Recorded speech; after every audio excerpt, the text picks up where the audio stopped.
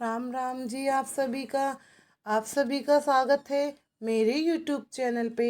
आशा करती हूँ आप सभी कुशलमय व मंगलमय होंगे।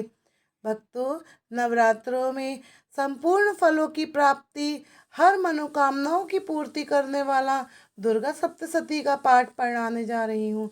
भक्तों, दुर्गा सप्तशती का 13वां अध्याय इस प्रकार है।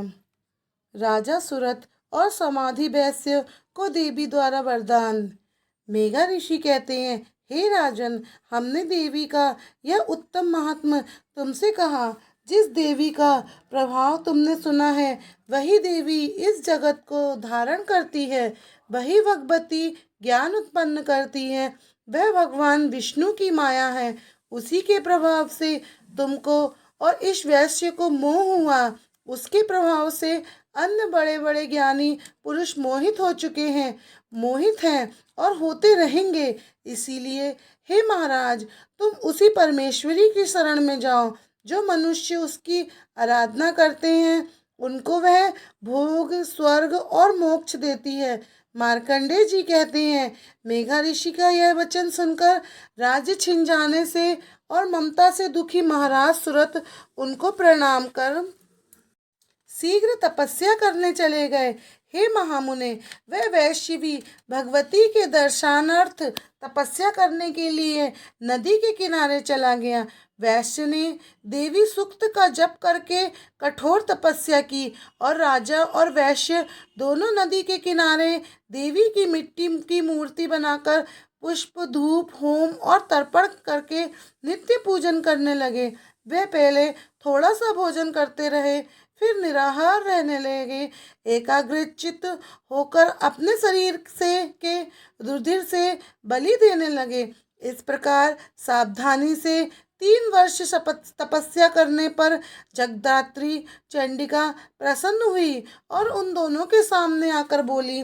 देवी ने कहा, हे राजन तथा अपने कुल को आनंदित करने वाले वैश्य, तुम दोनों ने जिस अभिष्ट की प्राप्ति के लिए मेरी प्रार्थना करते हो, वह मुझसे कहो, मैं तुम्हें संतुष्ट करती हूँ।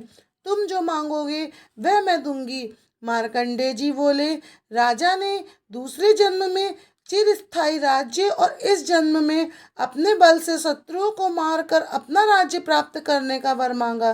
तथा समाधि वैश्य ने संसार से विरक्त हो, यह मेरा है, मैं इसका स्वामी हूँ, इस मोह का नाश करने वाला तत्व ज्ञान मांगा।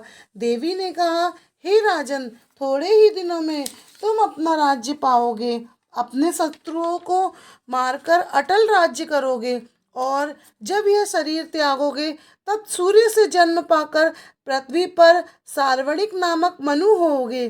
फिर देवी ने समाधि वैश्य से कहा, हे वैश्य श्रेष्ठ, तुमने जो अविष्ट वर मांगा है वह मैं तुमको देती हूँ।